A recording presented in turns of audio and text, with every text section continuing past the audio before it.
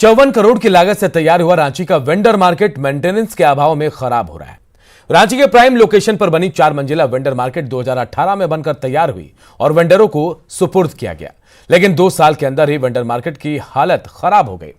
आप खुद देखिए कि कैसे बेसमेंट में पानी भरा है, वहीं कचरे का अंबार भी जहां तहां पड़ा हुआ है।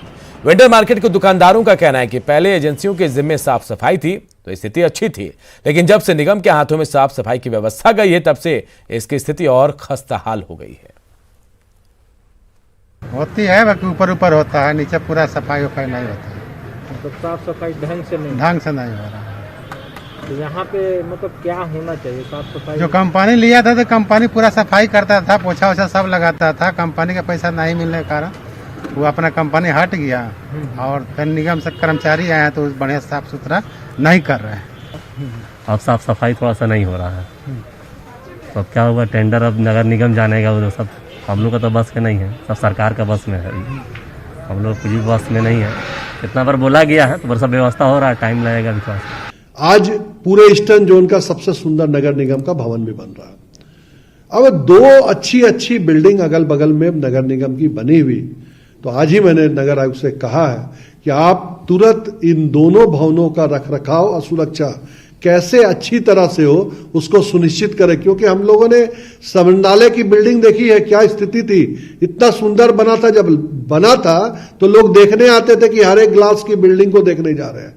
आज स्थिति ये है कि वहां घुसने का मन नहीं करेगा। आखिर क्यों हो गया ऐसा? इसलिए कि हम उसके रख रखाव के मुकम्मल बंदोबस्त नहीं कर पाए। हजारीबाग के बरही अनुमंडल में शिक्षा व्यवस्था में सुधार को लेकर कई मॉडल स्कूल बनाए गए ताकि छात्रों का भविष्य उज्जवल हो सके, लेकिन ये सभी मॉडल स्कूल हाथी के दांत साबित हो रहे हैं। अभी भी छात्र पुराने स्कूल में पढ़ाई कर रहे हैं। दरअसल जो स्कूल बनाए गए उसमें आने जाने की व्यवस्था नहीं है, जिससे छात्र वहां पढ़ना ही नहीं चाहते। वहीं न्यूज 18 ने जब आवाज उठाई तो जिला शिक्षा पदाधिकारी ने जल्द ही स्कूल शुरू करने का आश्वासन दिया, जबकि स्थानीय विधायक भी पहल करने की बात कह रहे हैं। उच्च विद्यालय में अभी मॉडल स्कूल चल रहा है। लगभग 100 बच्चे ही हैं 6 से लेकर 10 तक में। मुझे जानकारी है, मैंने विद्यालय देखा भी है। 100 बच्चों से हमने सहमति भी प्राप्त किया था।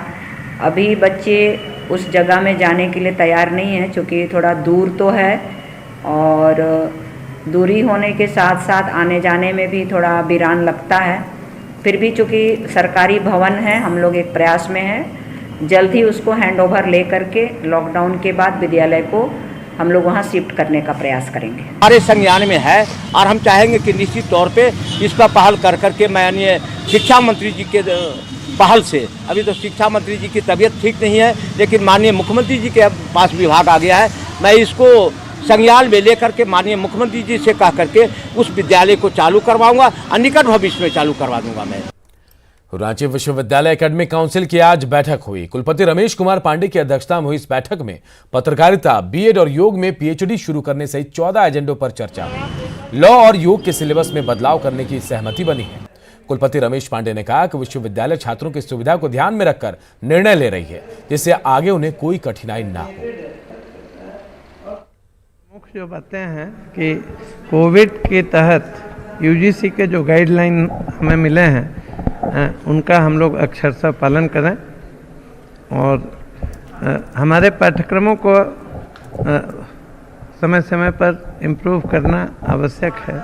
हमारे यहाँ लॉ का जो पाठ्यक्रम चल रहा था वह CBCS सिस्टम के तहत नहीं चल रहा था, तो उसमें जो सुधार है उसे हम लोग आज करेंगे। घाटशिला में डुमरिया के नक्सल प्रभावित मोडो तुलिया गांव में सबर परिवारों का